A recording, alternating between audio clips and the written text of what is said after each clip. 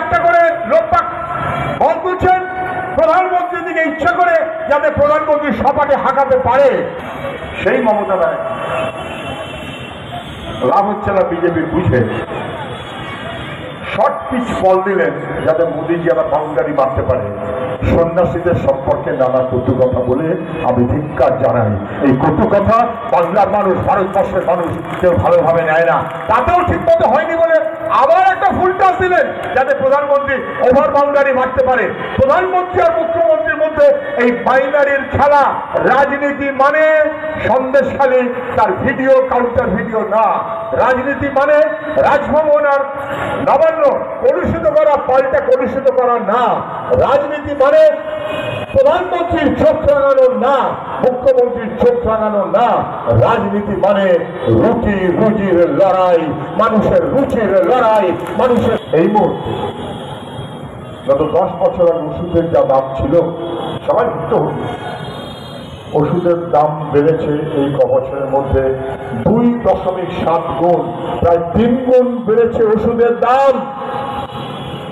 আর সবাই দেখেছেন electoral bond, আমরা যা বিরোধিতা করে কোর্টে গেছিলাম, লিস্ট বেরিয়ে গেছে।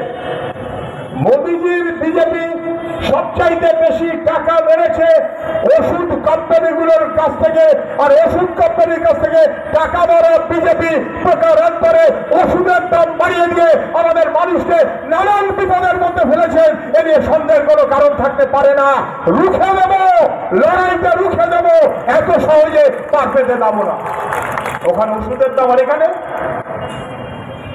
ইলেকট্রাল বন্ডে বিদ্যুৎ কোম্পানির কাছ থেকে সবচেয়ে বেশি টাকা যে নিয়েছে সেই দলটার নাম তৃণমূল কংগ্রেস। ভারতবর্ষে সবচাইতে বেশি ইলেকট্রাল বন্ডের টাকা নিয়েছে বিজেপি, তারপরে নিয়েছে তৃণমূল কংগ্রেস। আমি জানি না ওদের এমএলএ এমপি নেতা মন্ত্রীদের সব উত্তর দেওয়ার কোনো দায় নেই। ভারতবর্ষে সবচাইতে বেশি বিদ্যুতের দাম পশ্চিম বাংলায়। আপনার আমার বিদ্যুতের বিল বাড়ছে, আপনার আমার বিদ্যুতের বিল বাড়ছে, আপনার আমার ওষুধের বিল বাড়ছে, খরচ বাড়ছে। আর মুখ্যমন্ত্রী এসে বললেন আমি তো 500 টাকা দিয়েছি, যেন মনে হচ্ছে কালীঘাটের ওর সম্পত্তি, লুঠের সম্পত্তি সেখান থেকে যেন দিয়েছেন। না, আমার আপনার ট্যাক্সের টাকা গোটা ভারতবর্ষে আছে। তারপরে চোখ লাগাচ্ছেন প্রধানমন্ত্রী, চোখ লাগাচ্ছেন মুখ্যমন্ত্রী। অনুপ্রবেশকারী বলে বাংলার মানুষকে দাগিয়ে দিয়েছিলেন প্রথম যিনি, তার নাম মমতা ব্যানার্জি।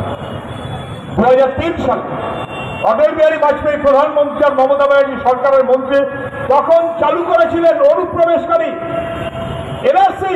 তখন মমতা ব্যানার্জি আজকে দায় অস্বীকার করতে পারবেন না, তার সূত্র ধরে বিজেপি গোটা দেশের মানুষকে বলছে, বাংলার মানুষকে বলছে, তো অন্য জায়গার ব্যাপার নয়, বাংলার ব্যাপার। মূলত উদ্বাস্তু তো বাংলাতেই বেশি আর কোথায় আছে।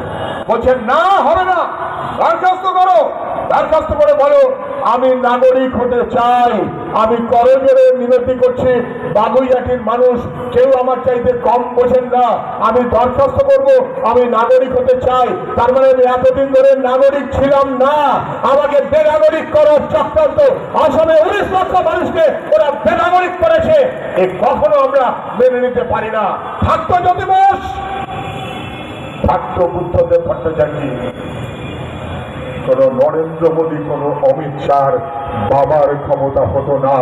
বাংলার মানুষকে চোখ লাগাবার ক্ষমতা কারোর হতো না।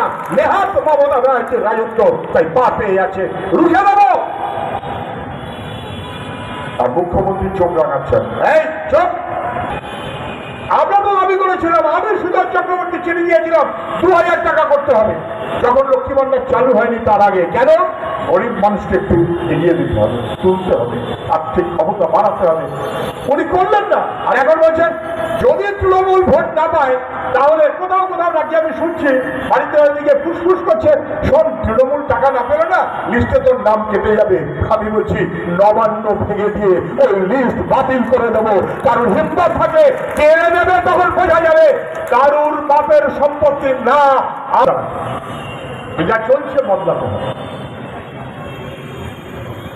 মানুষের স্বার্থেই আমাদের রাজনীতি, যা চলছে আমাদের বদলাতে হবে। ভরসা রাখুন, আমি কথা দিচ্ছি বদলে যাবে, বদলে যাবে। ভরসা রাখুন, বদলে যাবে। আমি কথা দেবো। সুজন চক্রবর্তী নিশ্চয় আপনারাও চেনেন, কোনোদিন কখনো মাথা নিচু করিনি, মাথা উঁচু করে চলেছি, পা মাটিতে রেখে চলেছি। কোনোদিন কখনো সিট দ্বারা 1 ইঞ্চি বাঁকাতে হয়নি।